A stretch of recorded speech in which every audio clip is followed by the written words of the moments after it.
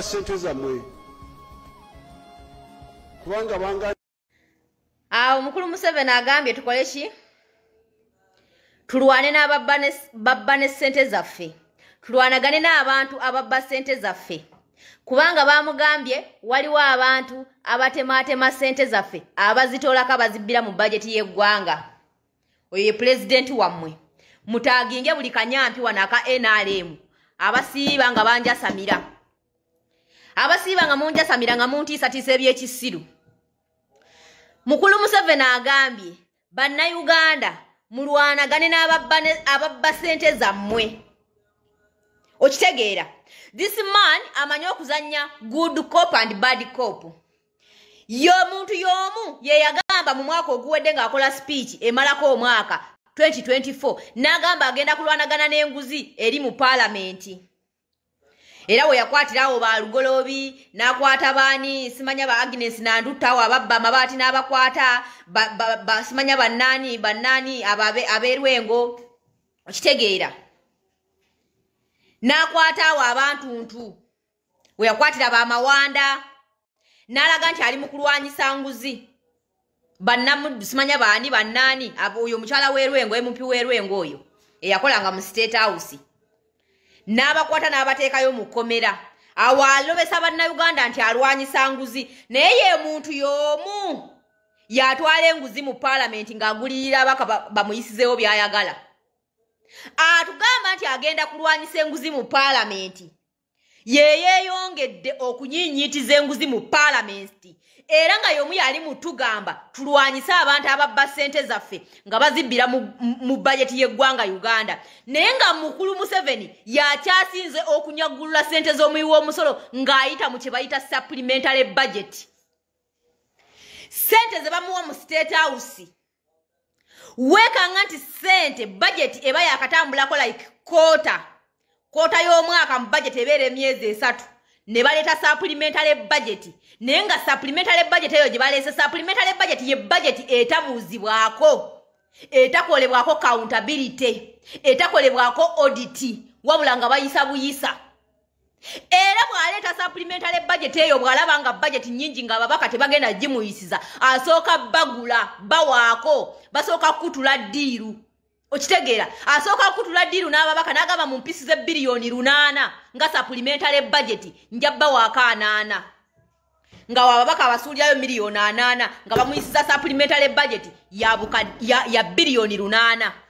kyokka yayimiridde ku katuuti mu binnayuganda ebiwumba tuutu ebisiru ebitooletoole ebitategeera yende essimu ebadde ki njagala kusooka kukusabulira ono omuzeeyi ayimiridde mu binnayuganda ebiyala bannayuganda abayala abagenda okuva mulaaleyo gy'alimu nga tebamanyi nakiddako nga tebalina kye bagenda kulya waka ali mu bagamba mulwanyise ababba ssente zammwe azoggerera mu babbi banne abamutudde ku lusegere ba so-called ministers MPs nti okumanya nti obubbi mu Uganda bwatuuse ku level obuli kwegamba bwatuuse ku piiki nti kati ssente tebakyazibbira bino mpaayo emitwalo 5 nkukolere kino babbira na mu bajeti y'eggwanga Uganda yensonga lwaki bajeti y'eggwanga Uganda eyali mu trillion 5.6 kati eri mu trillion 7.2 eyali mu trillion 5.6 kati bajeti y'eggwanga Uganda eri mu trillion 7 naye nga obabuuza mugenda collectinga sente meka mu misolo bagenda collectinga biliyoni zinga 3.6 ze bagenda okujja mu misolo gye bajja mu bannayuganda okuva ku biliyoni 7.2 bacollectinge mu misolo gye bajja mu bannayuganda bacollectinge biliyoni 3.6 biliyoni ezisigadde okuweza 7.2 zonna bazeewole naye nga bw'ogenda ne weekanga nti biliyoni 3.6 ze bagenda okuŋŋanya mu musolo zonna zigenda kusasula abakozi ba gavumenti zigenda kusasula allowances zaabo zigenda bagulira amafuta zibagulire obutambaala zibagulire ebyokulya ebirungi zibakolere bupate zibaside pate batambuleko bagende ebweru bagendeko mu Uganda balambule bagendeko mu mawanga g'ebweru bacakale banywe ku bbiya balye ku mbizzi ebishaju balya ebishaju balya mpunu na kyabiya kikufuka kwezo biliyoni trillioni 3.6 zonna ziggwera mu bbo zonna ze batusoloozamu ziggwera mu bbo nga bba abantu kati fe services zaffe zino ntisimanya balina okuwaako mulago balina osasulako abasomesa balina osasulako abamagye n'abasirikale zebeewola kyokka ne zebeewoze ate nazo balina okubbako okitegeera balina okubbako nga kwegamba nga 0.5% a half of the money zebeewoze balina okubbako nti ezibadde zirina okukola service bazeewoze bwewozi naye nezebeewoze era balina okunyuulako ogutundutundu kati buno obusigadde obukunkumuka bwe batuwa ne bagamba munaye mulago tugiwaddeyo biliyoni 17 bano batwaleyo zino okitegeera kwegamba yali mutugamba nti tulwanagane n'ababba ssente zaffe tulwane n'ababba ssente zammwe kubanga banga awo mukulu Museveni agambye tukole ki tulwane n'ababba ne ssente zaffe tulwanagane n'abantu ababba ssente zaffe kubanga bamugambye waliwo abantu abatemaatema ssente zaffe abazitoolako abazibbira mu bajeti y'eggwanga oyo ye pulezidenti wammwe mutaginge buli kanyampi wano aka NRM abasiiba nga banjasamira abasiiba nga munjasamira nga muntiisatiisa ebyekisiru mukulu Museveni agambye bannayuganda mulwanagane n'ababba ssente zammwe okitegeera this man amanyi okuzanya good cop and bad cop y'omuntu y'omu ye yagamba mu mwaka oguwedde ng'akola speech emalako omwaka 2024 n'agamba agenda kulwanagana n'enguzi eri mu paalamenti era we yakwatirawo balugolobi n'akwata baani simanya ba Agnes Nandutawo ababba amabaati n'abakwata simanya bannaani abeerwengo okitegeera n'akwata awo abantuntu we yakwatira bamawanda n'alaga nti ali mu kulwanyisa nguzi